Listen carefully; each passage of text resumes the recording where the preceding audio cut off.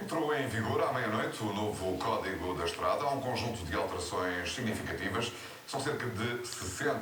E há também novos conceitos. Hoje, no Jornal das 8, olhamos para algumas dessas mudanças que assumem maior relevância para a atitude de quem conduz ou de quem simplesmente utiliza a estrada. Ano novo, código novo. Nós voltamos à estrada para perceber as principais alterações.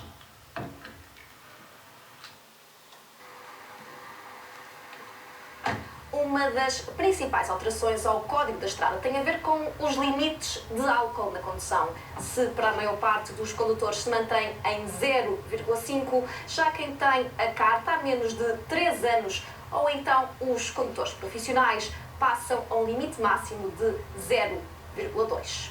Eu acho bem, profissionais têm que ser inferior a 0,2. Ora, 0,2 é 0,1. Inferior a 0,2 é 0,1. Ora, se é 0,1 praticamente não se pode ver nada, não é?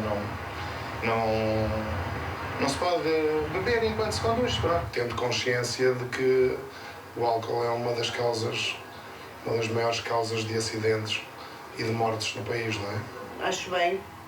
Para profissionais acho muito bem, principalmente para profissionais. No carro de reportagem não transportamos crianças, mas há novidades nos sistemas de retenção. Para quem tem crianças, o que é que vai mudar com as alterações no Código da Estrada? No que diz respeito ao transporte das crianças no automóvel, a mudança será, houve uma alteração da altura até à qual é obrigatória a utilização de um sistema de retenção para crianças, portanto uma cadeirinha para o automóvel. As crianças que já tenham 1,35 m já podem passar a usar apenas o cinto de segurança do automóvel. O que se passava era que as crianças entre 1,35 m e 1,5 m, em alguns casos, com os bancos elevatórios, por estes serem bastante altos, acabavam por ficar demasiado altas e nós acreditamos que isto vai permitir que as crianças continuem a viajar em segurança. Abaixo de 1,35 m as cadeirinhas continuam a ser obrigatórias, mas se acima deixam de o ser, o uso não é penalizado e torna-se uma opção dos pais. Há mais de 60 novas regras no Código, estão já em vigor nas estradas nacionais. Para tentar perceber um pouco melhor as mudanças e o que devem os condutores fazer, tenho no Jornal das 8 o Coronel Barão Mendes, da GNR. Sr. Coronel, muito boa noite. Obrigado por estar presente. Enfim, estamos à espera que este ecrã funcione, porque a ideia era ajudar-nos a perceber melhor como é que funcionam as rotundas, mas temos o grafismo que os nossos espectadores vão ver. Peço-lhe para nos ajudar a começar a perceber primeiro o que é que os condutores devem fazer nas rotundas. Qual é a mudança significativa que, a partir de hoje, existe na condução dentro de rotundas? Na aproximação da rotunda, naturalmente que temos que parar para deixar circular quem já está dentro da rotunda, portanto a prioridade ainda continua para quem circula dentro da rotunda. Isso não mudou? Isso não mudou. Agora, a forma de circularmos dentro da rotunda e a respectiva saída, aí sim já houve algumas alterações. Passa a ser proibido circular pela faixa exterior? Se porventura não vai sair na próxima. Na próxima saída da rotunda? Na próxima saída.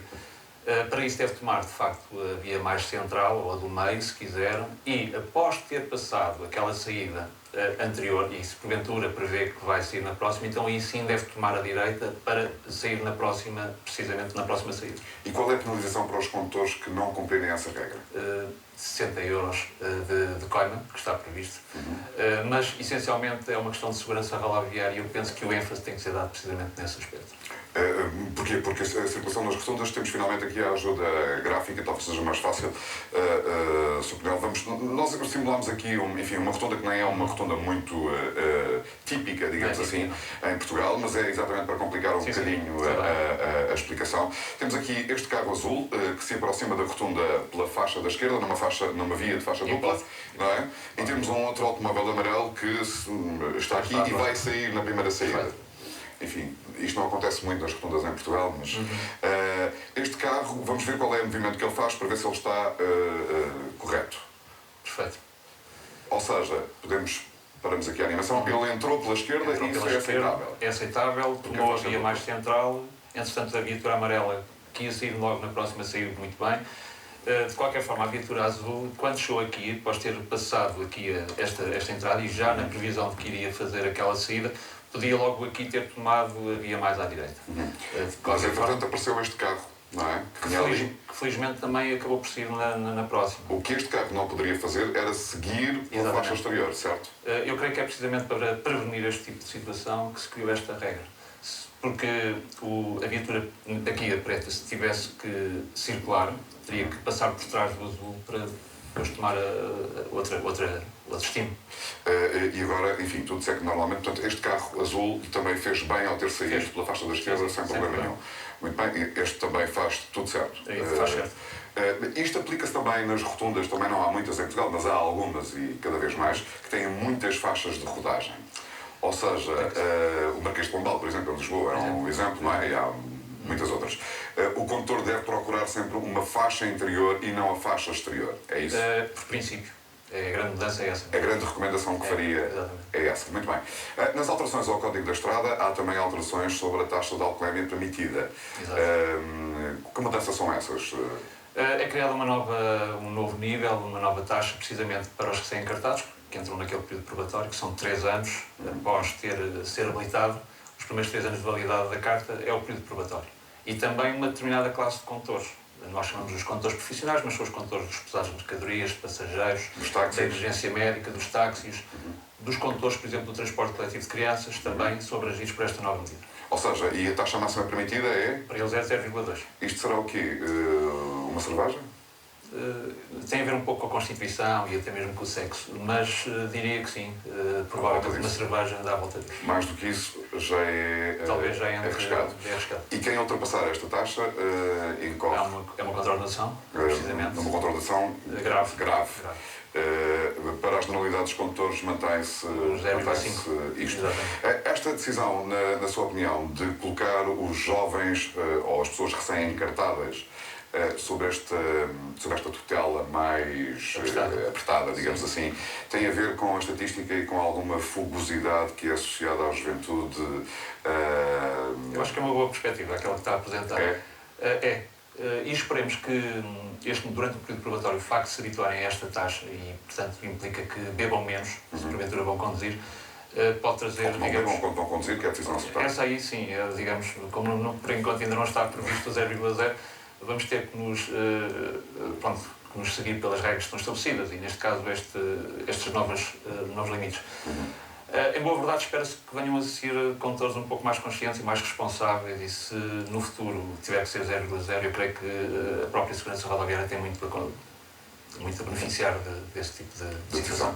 Muito bem, vamos aqui a uma outra alteração que tem a ver com as cadeirinhas de criança. O que nós temos até agora é as crianças até aos 12 anos ou 1,5 m de altura são obrigadas a usar uma cadeira especial de retenção. Exatamente. Não é? A mudança tem a ver com o quê? Com a altura? Com a altura. E é o que atingirem primeiro. Podem, inclusive, ter 9 anos e ter já atingido 1,35 m, que é a Vamos nova lá ver medida. então qual é que é a nova regra. Isto era o que estava em vigor. A nova regra é esta. A partir de 1,35 m de altura, não precisam mais do sistema de retenção e utilizam o cinto de segurança normal que equipa as viaturas. nem aquela cadeirinha de apoio que muitas vezes se utiliza a partir de uma certa idade. De qualquer forma, permita-me só dizer aqui uma coisa. Um destes dias houve uma mãe que se mostrou preocupada porque olhava para o filho que já tinha 1,35 m e considerava-o ainda pequeno. O que estiver a mais não faz mal nenhum, e se eventualmente os pais considerarem que tornam mais segura a viagem do filho, pondo-lhe, por exemplo, a parte, aquele assento elevatório, com certeza que sim, que podem utilizar. Para isso não há penalização. Só não são obrigados a usar, mas podem usar e devem tomar todas as medidas. É que os pais acabam por ser os primeiros, quem está mais próximo da criança e quem zela melhor pela segurança dos mesmos. Sem dúvida. Se verificarem que, de facto, o cinto de segurança passa muito próximo do pescoço, naturalmente põem-lhe a cadeirinha elevatória, sem problema. Na sua opinião, Barão Mendes, estas alterações ao Código da Estrada, de todas elas, o que é que considera mais importante, das principais alterações? Repara, a Lei 72 de 2013, que é, digamos, a lei que acaba por dar corpo a esta alteração ao Código da Estrada, e altera 62 artigos, estamos a falar de um universo de 189 artigos do Código da Estrada, eu penso que veio humanizar mais o Código da Estrada, põe em letra de lei precisamente estes dois conceitos muito interessantes, que é as zonas de coexistência e o utilizador vulnerável. Zonas de coexistência e o utilizador vulnerável. O que é uma zona de coexistência? É onde podem andar veículos motorizados e pessoas, por exemplo, e bicicletas? Podem andar, mas digamos que é dada vantagem precisamente aos utilizadores vulneráveis, no caso dos espiões, etc. E para isso também foi criado um novo limite de velocidade. Em que tipo de zonas é que podemos encontrar isso? Por exemplo, uma zona pedonal de comércio numa das cidades portuguesas, por exemplo? Não tanto.